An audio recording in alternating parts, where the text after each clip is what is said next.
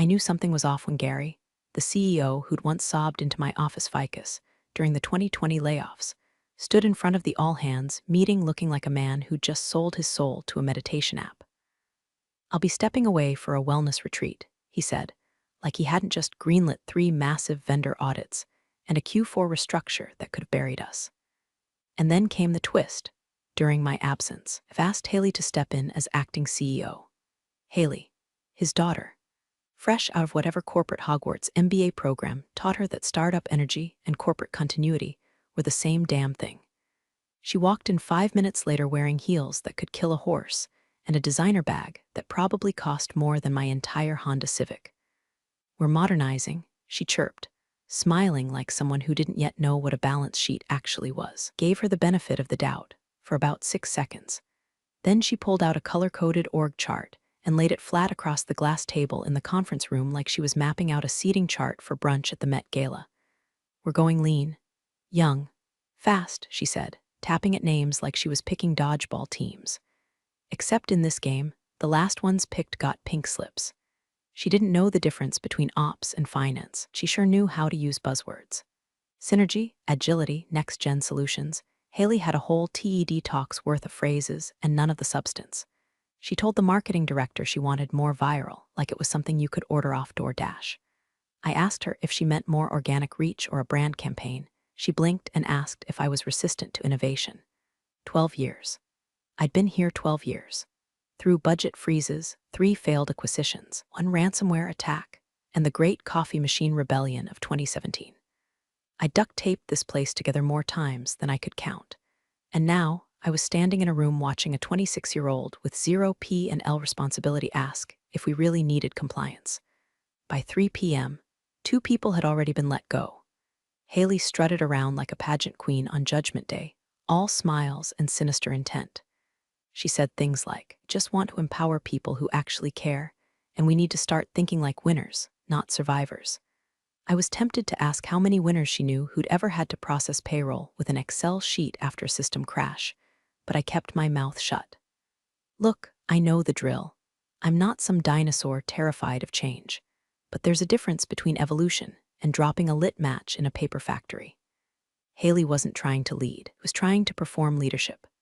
Her father had handed her the keys to a machine she didn't know how to drive, and we were all strapped in for the ride.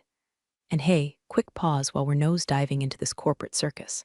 I know you're just here for the mess me too, but this is my first time telling these stories out loud, and I've set myself a goal, 10,000 subscribers. Not for fame, not for glory. Just to prove to myself that stories like this, they matter. If you've made it this far and you're half as entertained as I was traumatized, smash that subscribe like it's Haley's LinkedIn profile after this week's done. Back to the show.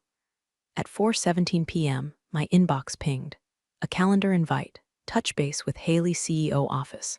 No subject, no agenda, just a meeting block and a location that felt more like a sentencing than a chat. I walked in. She was already seated, legs crossed, sipping something green and smug out of a mason jar like she was detoxing from competence itself. "Close the door," she said, and I did, but not before I caught my reflection in the glass, tired eyes, slumped shoulders, spine full of warning bells. Because whatever was coming next, it wasn't going to be a pep talk. Haley didn't waste time with fake small talk. No, she looked up from her overpriced algae smoothie like she was bored already and said it straight. "Your role doesn't align with my vision." Just like that. 12 years of operational triage, cross-departmental fire drills, 3 different CRM overhauls, and a disaster plan I wrote myself from scratch, and I didn't align. Not with her vision, which, as far as I could tell, consisted of Instagrammable whiteboards and whatever the hell she read on Fast Company's homepage that morning. I blinked. I see I managed, even though my ears were ringing and the coffee I hadn't finished was rising in my throat like bile. And then she smiled. The kind of smile that smells like lip gloss and delusion. Nothing personal. The buzzer clicked under her desk. She'd already hit it. I turned my head. 2 rent-a-cops from the lobby stepped in like I'd been caught selling weapons-grade plutonium out of the copy room.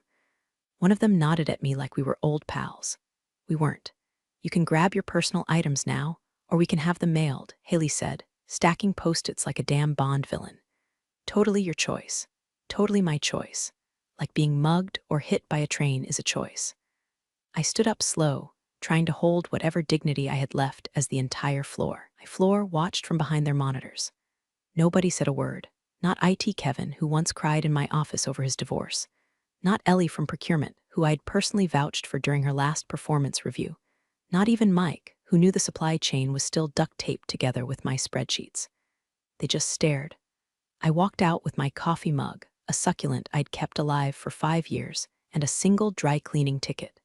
That was it. Security flanked me like I might detonate at any second.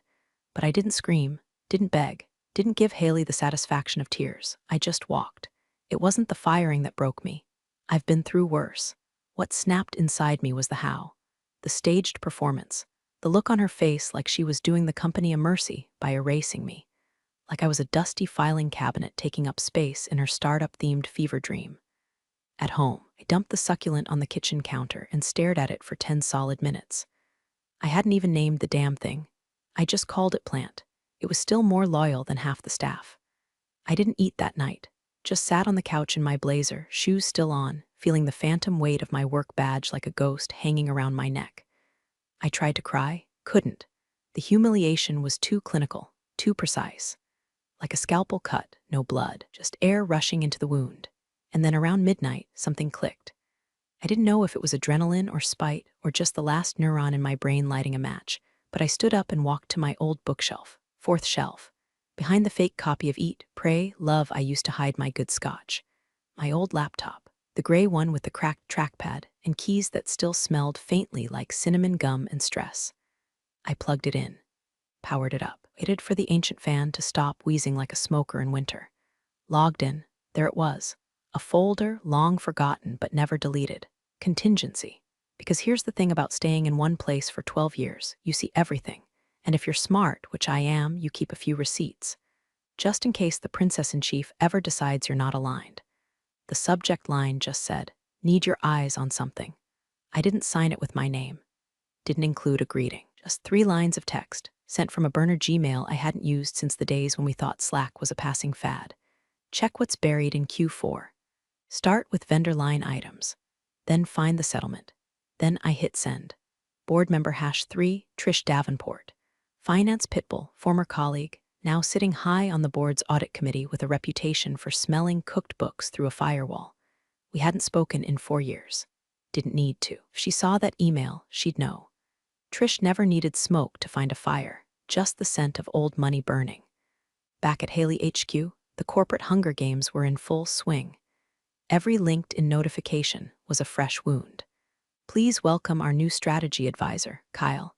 Excited to announce Cameron as our new head of growth. Kyle and Cameron were 2 frat-scented MBA bros Haley once bragged had built a VC-backed juice cleanse startup that tanked before it shipped a single bottle. They walked into the company like they owned it. Spoke in abbreviations, scheduled 6 a.m., alignment huddles, and referred to layoffs as necessary evolution. Haley called it injecting startup DNA. I called it a case of corporate herpes. And yet, bless her dumb luck, Lee never thought to revoke my access to the sandbox server. Or the legacy routing for executive internal an old shadow inbox we built during the merger days to monitor auto-forwards from C-suite aliases. It was patched to a separate domain. Most people forgot it existed, but I didn't. So while she played CEO Barbie in the big glass office, I watched the emails pile in like snowdrifts. Vendor complaints, budget oversights, furious email from procurement asking, who approved a $92,000 strategic research payment to a company called Torvis Holdings, LLC. That one made me raise an eyebrow, because Torvis, as I remembered from our 2021 vendor audit, was flagged for ties to a competitor's family trust. And then it dropped. An attached PDF in a thread about discretionary liabilities. Legal stamped. Confidential watermark. Last modified by G. Carter CEO. Subject, final settlement Incident #471 approval and ND clause. The memo read like a legal morgue report. Some upper-level exec had been accused again. The details were vague, redacted in places, but the payout was clear. $315,000 in exchange for a full NDA, arbitration clause, and no press. Signed, approved, filed. All wrapped up just 3 days before Gary announced his wellness retreat. Haley had no idea. Hell, even legal probably thought it was buried deep enough to rot. But someone had CC'd the wrong address. The shadows, they remember. I sat back in my kitchen chair, coffee long gone cold, and let the silence settle. This wasn't just a screw-up. This was the kind of thing boards get sued over. Investors panic over. The kind of rot that doesn't just sink reputations, drags legacies down with it. I printed the memo, watched the ink dry like blood from a reopened wound, then I stapled it. One clean corner. Sharp, precise. Smiled like a woman with a scalpel. It started with a whisper, 5 words that detonated like C4 in the HR war room. Clarification on Q4 settlements, please. Trish didn't call. She emailed. Short, surgical, CC'd no one. And she sent it directly to Melissa in HR. Melissa once bragged over Sangria that she could make a scandal disappear before the copier jammed. Her usual botox calm turned to cold sweat the moment she saw Trish's name. The memo was never supposed to surface. It had been stitched together in the shadows, just another line item masked as consulting fees, another signature on a quiet payout to protect the company's halo. The accused exec had since retired for personal reasons and now taught leadership seminars in Colorado. The victim had signed, disappeared, and left a crater behind no one dared to speak of. Until now, Melissa called legal. Legal called Gary's assistant. No one could reach him at his wellness retreat because, surprise, it wasn't a retreat. It was a long-term rental on a private estate in Sedona with 0 Wi-Fi and 1 prepaid flip phone. Classic corporate vanishing act. So they called Haley. She leaned back in her $1,200 ergonomic chair and blinked like a deer who just heard thunder. "My dad handles that stuff," she said, chewing on a gluten-free granola bar like it was beneath her. "I don't get involved in legacy liabilities." Legacy liabilities. It's what she called a sexual harassment payout to a woman who once trained 3 of our departments from scratch and built the HR compliance model Haley's friends were now disrupting. The board didn't like that answer. Not one bit. Meanwhile, I was sitting in a booth at Annie's Diner off Route 18, waiting for the woman Haley just wrote off as a liability. Her name was Carly. She used to run compliance before she vanished without a goodbye. She looked older than I remembered, but sharper too. Trauma tends to age you in strange, brutal ways, like how trees thicken around damage. We ordered coffee, and I didn't waste time. "I've read the memo," I said. She stared at me for a long minute, then exhaled. 12 pages of legal smog to cover 3 sentences, he actually said. "Are you willing to talk?" I asked. Carly laughed, but there was nothing funny in it. No NDAs left to enforce. Expired last quarter. Time flies when your silence depreciates. I didn't press. Just reached into my bag and pulled out the USB. "Everything I've got is on here," I said, sliding it across the chipped formica like it was a weapon. Emails, memos, authorizations, payment trails, 1 signature away from a subpoena. She picked it up, looked at it like it weighed 100 pounds. "I'll confirm it," she said, "and I'll add my part." Outside, the diner's neon flickered. Inside, a quiet storm began, and the matchbook in my pocket, getting heavier by the second. He came in like a thunderclap in dress shoes. 3 days ahead of schedule, Gary blew through the lobby like the building owed him an apology. No hello, no handshake. Just that guttural bark echoing off the glass. "You fired who?" Haley had just started her daily executive mindset huddle with Kyle and Cameron, both now dressed like they'd been caught mid-pitch on Shark Tank. The doors to the 14th floor slammed open. Reports say you could hear a pen drop in marketing. Someone from accounts thought it was a fire drill. Gary didn't sit, didn't breathe. He just stormed from office to office like he was hunting ghosts. Haley tried to greet him with a smile and a Starbucks cup. He slapped it onto a filing cabinet and demanded to see the org chart. She stammered something about restructuring for speed, and he lost it. "Fired Jane from ops. You fired Sandeep from supply chain." "Jesus Christ, Haley, you let Kyle approve a software pivot. He can't even spell SQL." Haley blinked at him, eyes glossing over, as if her father was being hysterical. "Dad, you said empower the next generation." I did what needed to be done. Gary's face turned the color of a foreclosure notice. "You signed contracts you didn't read. You greenlit vendors we haven't vetted. Got 3 suppliers holding shipments and legal breathing fire down my neck." And then the bomb hit. His secretary came in, pale and shaking, holding a printout of a PDF contract from the Sandbox server that still hadn't been cleared. Gary stared at it, then stared harder. Page 3, vendor approval, a 6-figure retainer. buried fine print. The vendor, Torvis Holdings LLC, a known shell entity tied to Decker and Rowe, same firm that tried to poach our enterprise account last fall. Haley's digital signature was right there. Time-stamped, certified, legal. Gary read it 3 times. "You signed off on this?" he whispered. I thought it was a research firm," Haley croaked. "Cameron said they were strategic." "Dad, I didn't know." He held up a hand. The same hand that once shook my own after we salvaged the ERP migration in 19. Now shaking from something else entirely. "Get out of my office," he said through clenched teeth. Haley fled, makeup smudged, ponytail bouncing, sobbing something about sabotage and people trying to ruin me. She tried rallying Kyle and Cameron for backup. They ghosted her. Classic VC loyalty, gone faster than we work IPO. Back-channel calls started lighting up the air like fireworks on the 4th of July. Finance went into DEFCON 3. Legal started combing the sandbox backups. Vendors refused to fulfill contracts until someone credible signed the new terms. Gary tried to get ahead of it, but the board was already circling like sharks smelling burned cash and lawsuits. And me? I was eating toast at my kitchen table when my phone buzzed. Just a text. "No name, he's back and drowning." I chewed slowly, swallowed, and opened the folder labeled Chronology Draft 2. They picked a steakhouse. The kind with dim lighting, waiters in crisp shirts, napkins thick enough to smother a scandal. I walked in 5 minutes early because women like me don't arrive late to meetings that sound like verdicts. 2 board members sat in the booth, Trish, stern and still as ever, and Franklin, who looked like he'd aged 5 years since the Q4 audit first popped up. "Thanks for coming," Trish said. "No pleasantries. Just tone sharp enough to shave bone. We need context." I ordered coffee, black. No cream, no sugar, no illusions. They didn't ask about the firing. They didn't ask about Haley's tantrum trail of fired staff, scrambled workflows, or the fact that our customer churn hit double digits within 4 business days. What they wanted, what they needed, was the story behind the numbers. The real timeline, the rot under the floorboards. "Haley's mess cracked the seal," I said, sliding a legal pad aside.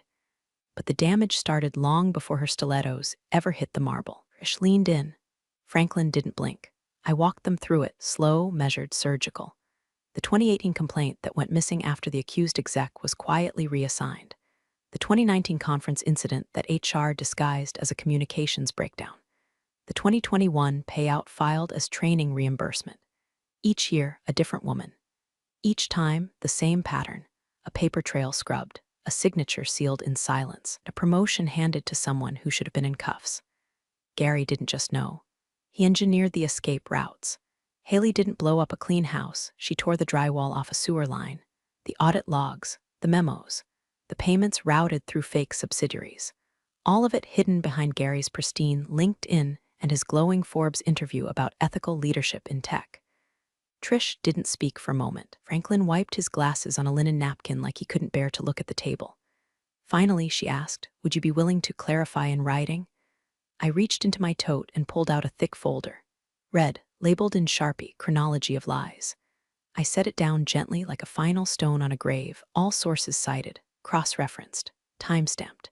Neither of them touched it right away. It just sat there, breathing like a loaded weapon. Across town, meanwhile, Haley was unraveling like a Christmas sweater in a laundromat. According to a very chatty dev ops guy I used to babysit through deployment nights, she'd cornered the IT manager in the break room and offered him $1,000 in cash to clean up the sandbox logs. He told her he'd look into it, then reported her to legal before finishing his yogurt. By the end of the day, the boardroom was locked down. I wasn't invited, but I didn't need to be. Whispers leaked faster than Gary's last alibi. It was Trish who made the motion, an emergency vote of confidence. Not in Gary, not in Haley, but in the system, the real system. Truth, accountability, and the people who'd held the damn walls up while golden children wrecked the furniture. The vote passed, and the clock started ticking. The boardroom doors closed at exactly 9:00 a.m. Gary arrived in full armor, tailored navy suit, wedding band polished, jaw clenched like he'd been chewing gravel. Haley trailed behind him, eyes puffy from a night of spin and sobbing, but still wearing that powder pink blazer like it was proof of relevance. Inside, the silence was funereal. What neither of them knew was that the real meeting had already happened, the moment the red folder hit Trish's desk and started making copies like a printer possessed. Copies with Gary's signature. Haley's approval stamps. wire transfers to shell vendors, char memos that read like mafia code. The opening slide of the presentation didn't mince words. Chronology of misconduct internal summary review. Gary blinked. Haley looked like someone had just slapped her with her own resume. Franklin opened. Calm, direct. We've reviewed financial transactions from Q4 of the last 5 years. Several items require legal clarification, and we're flagging potential breaches of fiduciary duty. Trish took over next, flipping pages like she was counting sins. These settlements were approved outside of board protocol. Vendor Torvis Holdings shows evidence of a shell arrangement tied to a competitor's firm. Funds moved without oversight. Audit logs show irregular activity. These are serious governance failures, Gary. Gary's mouth twitched. We handled those matters internally, in line with legal guidance. Trish didn't flinch. That's not your call. Haley chimed in, desperate, voice trembling. This is a witch hunt. You're blaming him for things he tried to protect the company from. Gary cut her off without even turning his head. Enough, you've done enough. You could hear the room suck in air. Haley recoiled, blinking fast. Dad, you said I was ready. You said he didn't answer. The vote happened quickly. Trish called for it. Franklin seconded. 7 members. 5 hands went up. 1 abstained. 1 hung in the air just long enough to make it sting. Both Gary and Haley were placed on immediate, temporary administrative leave, all active credentials suspended. An outside compliance firm was being brought in by week's end. Haley lost it. This is a setup, she shrieked, knocking over her water glass. You're all jealous because I made changes. This was all supposed to be mine. Gary stood quietly, didn't defend her, didn't deny it, just stared at the floor like he was watching his entire kingdom turn to ash at his Italian loafers. By 10:15, they were escorted out of the building. No applause, no press release, just silence and the distant sound of legal printing subpoenas. And me? I was in a booth at Rosa's Cafe with a lukewarm cinnamon latte, and a phone screen lit up with the security camera live stream. Some kind soul in facilities had accidentally routed my way. I watched Haley's heels clack against the tile like punctuation. Gary followed, shoulders sagging. I took a sip, bit into a stale biscotti, and whispered, "That'll do." The email went out at 7:42 a.m. on a Monday. The subject line was pure corporate blandness. Organizational update, interim leadership transition. Most folks didn't open it right away, too busy refilling coffee, counting PTO hours like wartime rations, or watching LinkedIn for signs of another bloodletting.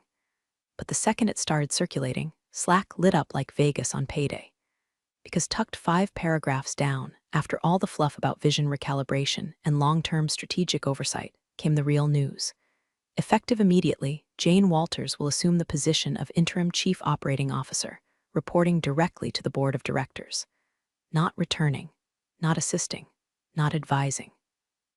Role I'd propped up silently for 12 years under 3 different CEOs, 2 product implosions, and 1 near SEC audit.